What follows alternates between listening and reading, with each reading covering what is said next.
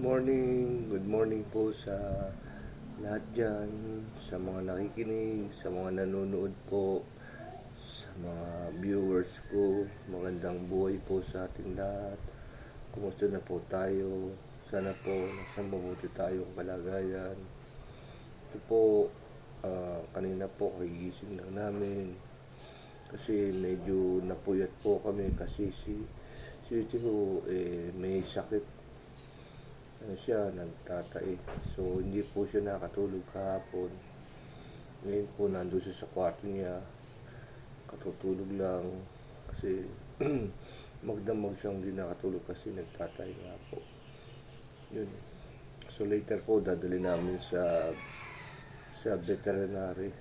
Pag mamaya, pag nagbukas na sila. Yun lang po, si Sweetie ngayon medyo matamlay. Pero okay naman siya siguro, yung meron lang na nakain siguro na hindi Kasi kahapon po, brownout sa amin walang kuryente. Tapos yung pakain po niya hindi yata nainitan doon sa hindi nailagay sa rep. Kaya nung gabi pa lang po medyo umiiyak na siya. Tapos natulog. Yung mga bandang madaling araw, umihi po ako, nakita ko maraming dumi dun sa kulungan niya. So nilinis po ng mama niya yung 2 beses, kaya hindi siya natulog. Kami rin puyat. Binantayan po namin siya, kaya ngayon nagpapahinga siya. Tulog siya sa kwarto niya. Kaya mag-iingat po kayo kung meron po kayong aso.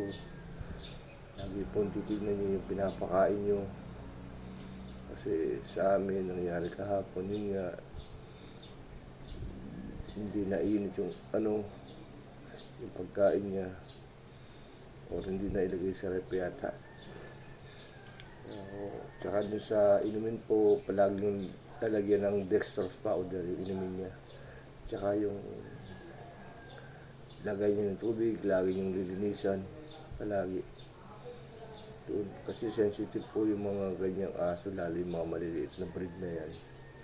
Yung mga Shih yung mga Pomeranian na maliliit, yung mga ganyang maliliit na breed po, kailangan talaga alagaan natin mabuti.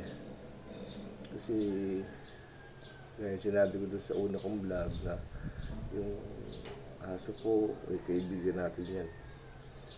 Kaibigan natin yan, napamahal na sa atin yan, parang anak na natin. Kaya dapat talaga mahalin natin, bigyan natin ng pahalaga. Yan po, ito pong aso natin, hindi naman po sa pagmamayabang. Pag lagi po namin kasama, yan, kahit sa kami lumakad. Maliban na lang po pag mainit yung panahon, hindi namin sinasama. Pero most of all, sinasama po namin. Yan, sinasama po namin. Sinasama po namin si Sweetie. Ay, dadaan ako ng basura nga eh. hindi. Ayun na, sige ho. At yan po si Sweetie, medyo matamlay ngayon. Kaya, pero okay siya siguro, mamaya-maya. Pagdila namin sa veterinary. Yun po. Kaya, lagi po natin ngayon, alagaan, mahalin. Yung alaga natin, pusa, aso man, o kasi meron po yung buhay. Kaya tayong magpapanik. Kung meron man po sakit yung aso natin, o whatever, bigyan natin ng first aid. Yun po. Kaya kailangan maging tayo, vigilant ba? Kapag matiyag, huwag natin pababayaan yung alaga natin. Yung first aid man bigyan natin para hindi lumala yung sakit niya. Po. Kaya huwag tayong mawawala ng pag-asa, diba? Lagi ko sinasabi yan, diba? Habang buhay may pag-asa, ano man po yung dumating sa atin. Tulad niya, sasabihin natin hayop lang, pero meron po yung silbi may bilang po yung mga sinasabi natin hayop. Dahil yung hayop na yan, inaalagaan natin, kapamilya na natin. Yan o, kapamilya na natin sila. Kaya, lagi natin mamahalin, bigyan ng pagpapahalaga, bigyan ng time, laruin, alagaan, ipasyal para hindi sila maboring. Parang yung tao yan. Paminsan-minsan, ilabas niyo sa park, maglakad kayo. Minsan po, naalala ko lagi, pagka tatakbo kami dito sa garahe ni Sweetie, yung alaga ko po, naghahabulan kami, parang bata, nagtatagwan, yun. Tuwang-tuwa siya, tatakbo siya ng mabilis na mabilis hanggang sa hingalin. Tapos, iigan din sa simento. Pag hinigaan sa simento, tatayo naman siya, makapahabol ulit. Yun po. Tsaka itong aso po namin, Friendly. Friendly po si Sweetie. Yung nakikita niyo po sa video ko, pag may time po kayo, tingnan niyo yung video ko, yun po si Sweetie. Alaga namin. Opo. Pilya lang nga, talagang babae po talaga si Sweetie nga pala. 1 year and 2 months na po siya. Yun. Kaya ngayon, medyo matamlay si Sweetie, pero hopefully, hindi naman po ganong malalayoan yung sakit niya. Gagaling po yan. Mga may bigay lang yung doktor na gamot o whatever, susundin po namin yung prescription doktor para umayos yung pakiramdam niya. Yun po. Kaya po, yun po, ang hirap pag kami, halimbawa, kahit aso po ito, siyempre mag-aalala din po tayo na dati-dati okay yung aso natin, healthy, tapos ngayon nakahiga lang, diba? Siyempre talaga mag-worry tayo, pero the best way lang talaga idali natin sa veterinary med, sa vet med, sa doktor ng aso para malaman nila kung ano talaga yung at bibigyan nila ng gamot. Yun lang pinaka the best way dahil hindi naman tayo doktor para malaman natin talaga yun po.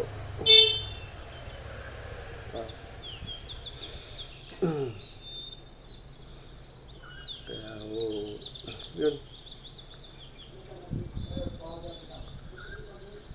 hindi ako masabi ngayon kasi medyo malungkot po tayo. Si Sweetie malungkot, yun, nakahiga lang sa kwarto niya.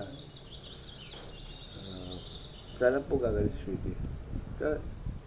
Gagaling siya, mayroon akong tiwala kay Lord na gagaling siya.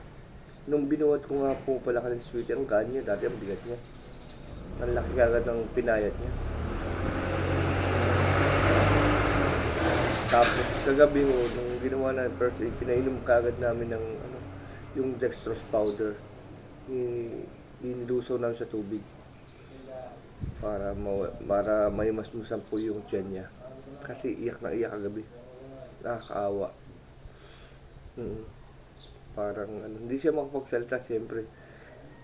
Hindi tao yan, pero kung tao po yan, malalaman natin. Pero iyak na iyak siya. Iikot siya ng ikot, iyak na tahol ng tahol. Hindi namin alam kung anong gagawin namin. So ginawa kong first aid, naglusaw po ako ng dextrose powder. Ito po, dextrose powder na gamot, inilagay namin sa tubig para medyo umukay-okay, tapos natulog uli. Yun. Tapos gising, iyak na naman. So ang ginagawa po namin, parang baby na kinakarga namin. Salitan kami nung partner ko. Salitan kami. Pag kinakarga mo, yung parang baby, makakarga mo ganyan. Hindi na iyak, titigil. Kaya lang, nakakangawit. Siguro si Sweetie po, may 5 kilo na mahigit. Salita kami hanggang sa makatulog. Tapos pag natulog na po, ibababa namin sa higaan niya. Ganun ang ginagawa namin. Tsaka, ganito po siya. Yung ugali niya, pag kumakain po kami sa kusina, akit siya nga kalabit, hihingi agad ng pagkain. Mga kalabit po talaga. Pag kumakain po kami talaga, gusto rin niya kakain din siya. Gusto makisabay. So, ang ginagawa naman po namin, kukuha kami ng, halimbawa, yung pwedeng kainin niya, hindi naman pwedeng kainin yung pagkain ng tao. Yung pagkain ng aso talaga. Halimbawa, pwede saging yan, bigyan namin saging yan. O whatever na pwedeng kainin ng aso, bibigyan namin. Kasi po, ang galing niya, pag kumakain kami, kakalabis siya, tatayo, tatahol, hihingi. Ganun ugali niya. Yun po namimiss din namin. Yun. Yun po ugali ni Sweetie. Kaya, hindi rin ako mapagsalita ngayon kasi siyempre nag-worry din po ako sa aso namin, pero nagdasal din po ako kay Lord. Nagaling po siya. Lagi ko lang pinagdadasal. Hindi lang po si Sweetie, kami sa pamilya, mga kamag-anak ko, nanay ko, lahat po ng tao pinagdadasal ko na sana magbalik loob na sila sa Panginoon. Magdasal. Yan po pinagdasal ko, patawarin yung mga kasalanan na nagawa natin. Humingi tayo ng tawad kay Lord. Magdasal tayo ng taimtim, tanggapin natin si Lord sa puso natin. Yan po, pinagdasal ko po lagi yan na sana po mga tao magbalik loob na sa Panginoon, magdasal, humingi ng tawad, tao sa puso, ang gagawin ng pagpatawad, at sa puso natin po si Lord pag tinanggap na natin. Kasi gaya sinabi ko noon sa vlog ko, hindi natin alam yung buhay natin, hindi natin alam kung ano yung mangyayari sa susunod sa buhay natin. So maging handa po tayo sa lahat ng oras, sa lahat ng araw, ng mga mangyayari sa ginagawa natin. I mean to say na magdasal lang po tayo. Magdasal tayo, 5 to 10 minutes, pagsusunod po. Yun lang po. Magpapaalam po ako. Maraming salamat po sa pakikinig dito sa vlog ko. At sana po may natutunan po kayo dito sa aking munting vlog. Ito po talaga ang buhay. Kaya sinasabi ko, habang buhay may pag-asa. Huwag lang po natin kalimutan na mag-share, like, and subscribe sa mga bago po dyan. Yung nakikinig po dito. Pwede po sana tayong mag-subscribe dito sa aking munting video. At marami po tayong matutunan sa ating buhay-buhay. Maraming salamat po at mag-ingat po kayo. Thank you very much po. Have a nice day po sa inyong lahat.